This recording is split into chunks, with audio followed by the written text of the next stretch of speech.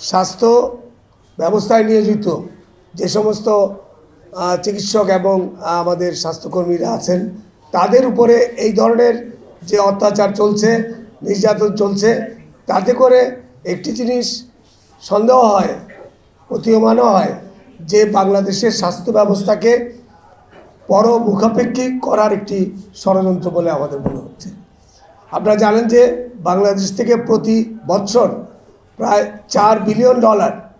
বিদেশে চিকিৎসা খাতে ব্যয় হয়, চলে যায়। তো সেই ব্যয় প্রতিহত করার জন্য আমরা কিন্তু চিকিৎসক সমাজ এবং বাংলাদেশের স্বাস্থ্য ব্যবস্থায় যারা জড়িত সবাই আমরা চেষ্টা করছি এবং ধীরে ধীরে সেটা কিন্তু কমে আসার পর্যায়ে ছিল। কিন্তু যেই ধরনের কর্মকাণ্ড চিকিৎসকদের এবং চিকিৎসা ব্যবস্থায় যারা জড়িত তাদের উপরে পরিচালিত হচ্ছে, তাতে করে বাংলাদেশের স্বাস্থ্য ব্যবস্থার উপরে মানুষের আস্থা দিনকে দিন কমে যাবে এবং আবারও এই বিদেশমুখিতা কিন্তু বাড়তে থাকবে। সেই জায়গায় আজকে আমাদের এই সাংবাদিক সম্মেলন আমাদের স্বাস্থ্য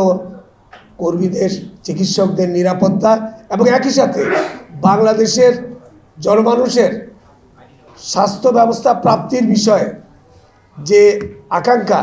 দুইটার সম্মিলনের লক্ষ্যেই কিন্তু আজকের এই সাংবাদিক সম্মেলন। সেই জন্য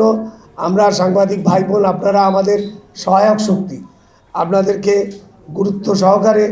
এই জায়গায় আমরা ডেকেছি যাতে করে আপনাদের মাধ্যমে বাংলাদেশের সমস্ত স্টেক হোল্ডার যারা আছে তাদের কাছে এই সংবাদটি পৌঁছায় যে বাংলাদেশের স্বাস্থ্য ব্যবস্থা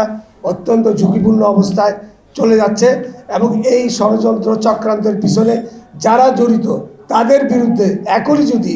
সম্মিলিতভাবে আমরা সবাই রুখে না দেওয়া যায় তাহলে কিন্তু স্বাস্থ্য ব্যবস্থা আরও খারাপের দিকে চলে যাবে।